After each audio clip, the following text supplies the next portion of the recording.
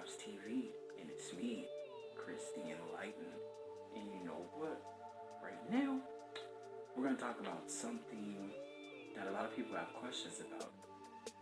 How the heck do guardian angels communicate with you? I'll explain. For those that don't know me, I'm Chris the Enlightened, aka Chris NDE, aka the Muffin Man, aka, no, I'm just kidding, but for Chris the Enlightened, I had a near-death experience about 7 years ago now, 7 years ago. I died, man. I ended up killing myself, and during this experience, I met my guardian angels. Most people that are already subscribed to my page kind of, know what I already talk about, you know what I'm saying? So, to fill my subscribers in already, I already talked about like how it is to have a near-death experience. I explained what it's like, I explained stuff you see, I explained how it changes you as a person, I explained guardian angels, what they look like, and everything. So right now, I'm going to talk about how I communicate with them and how they communicate with me. Well, meaning my guardian angels, so to speak. It's hard to explain because everything in my mind is just like all the time. So I'm gonna just do my best. Bear with me, y'all. You know what I'm saying? So basically, the way my guardian angels are just any entity in the spiritual realm. The way they communicate to you, it's more like it starts off with like feeling and mentally. See, when they say, okay, there's so many ways, to be honest with you. You can feel someone's spirit, you can see their spirit, and you can hear it. Personally, I think seeing it would probably freak me out too much, which they know that, so I don't really see, I feel. And when I feel someone's energies, see what it is? We all carry energies. Whether it's good or bad, we carry them. People like me that know how to read, well, sort of know how to read. Spiritually, we sense whether it's good or bad, or angry, mad, sad, whatever. So how my guardian angels might come at me, they might say something like, there's a girl walking by right now,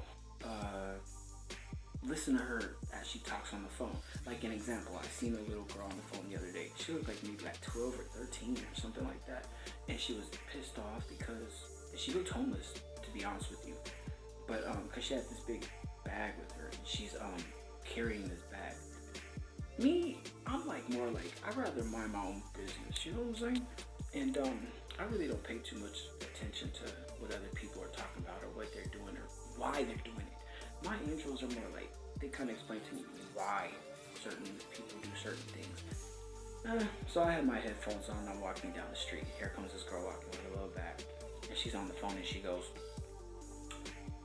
oh, well, you guys didn't have to invite me to go drink. That's okay. I don't need to drink anyway. But the way she said it, it was so sarcastic. I knew she wanted in on that shot. You know what I'm saying? But to me, I'm just like, oh, okay, whatever. But my guides kind of pointed to my attention. This is where communication comes. They speak here, actually. First it's here. And they say, she's in trouble. Me, personally, I'm like, okay, well, I don't know her. Like, what do you want me to do? So then I feel it. After they speak, like, through here with their mind, I feel the way they're saying it. To describe how they're saying whatever they want to say. So they kind of had like this sad emotion, and they were like, no, like she's in trouble, like no, she doesn't have anyone to love her, like family and stuff, and that's why she's so young, and why do you think she's drinking so young? And they were kind of sad about that. Yeah, they were kind of sad about it, and it's like I know because I feel it. So it starts from like here and here. It took a while for me to actually figure this out. I think I explained more about like their characteristics, like how they're loving and they're, patient and all that, but I never really got to speak about like what they do or how they do it. So like that's how I just want to explain in this video how like they communicate with me. Yeah, so basically, sorry to get off topic again. I'm telling you, my brain just all the time. So, you know, so basically getting back to this little girl. Basically the moral of it was kind of just to explain how my angels slash guides connect with me. They tell me things like that. Personally, I don't know what happened to the little girl because I was just passing by and then she was passing by the other way. So I really don't know the story or the come out, but I know obviously there's a deeper story behind that. But I you know, unfortunately I wasn't around her long enough to see what happened. But that's just kind of an example of how they communicate with me. Another way I can use it, let's say like for my book, they're so arrogant, man. They're like, oh, tell the people more about us in your book. Like that's really how they'll tell me. But how can I really explain this shit? Like they'll tell me something, not like audibly, but what it is you hear it here. So they may do like symbols, like it might have like two angels, which symbolizes them, right? That's what I'll see in here. So it's like, okay, two angels. They give you symbols, but what I translate it as in saying, and also after they give me like the symbol of the angels here, then I'll feel it here of they're eager, they need me to put them in the book too. To talk about how their characteristics are. Things that, like walking down the street, I might be listening to my headphones in my zone, and out of nowhere, it's cold outside, and they're like, watch out for that ice. And the ice I didn't even see. They would have never told me that. I would have slipped, and everybody's laughing at me. They gonna be laughing at me, y'all. Can you believe it? They'll be laughing at me. But it's cool.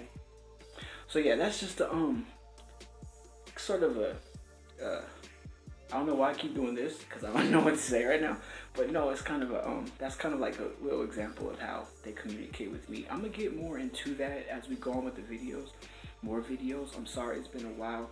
It's just been a crazy situation with moving and everything. And right now, I got to find the right time, place, lighting, you know, everything to do these videos. I'm still with y'all. I'm still on these Facebook groups, everything like that. I thank all you that write my inbox and tell me, and even ask me questions of things like spiritually, or you might be in trouble spiritually, and you might want to know, oh, how do you keep so much light and positivity? When you have an NDE, that's mostly what it's about. To be honest with you, wait, my arm's getting tired and I don't have a selfie stick. I love y'all, man. You guys don't ever judge me. But anyway,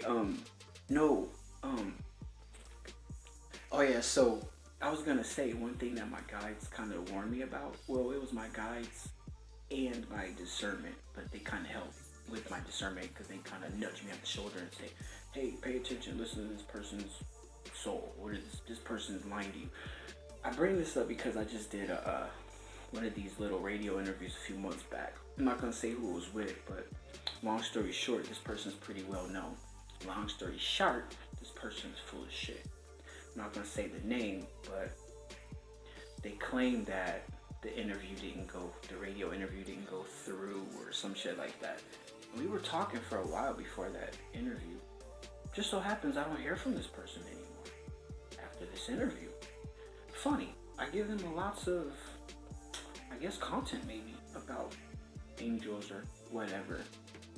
Me personally, I'm not really tripping because I kind of seen it at first, but not really. My angels are the ones who kind of just kept reminding me, hey, you, hey, she's full of shit. Hey, wake up. She's full of shit. Her, right there. Yeah, her, right there. She's full of shit. So I'm like, damn, they were right. They were fucking right. So with that being said, y'all, that's just a little example of how they communicate. I'll get more into detail later. Promise I will. I guess just a fun fact, huh? Fun fact is that guardian angels love confidence. And I say that, I don't know where it came from. I didn't even have time to say fun fact. It just came right now. Guardian angels love confidence. That was not the original fun fact. It happens. That's how the spiritual world is, y'all. Anyway, yeah, so be confident, because that's what they like. Angels are confident. God's confident. Jesus is confident.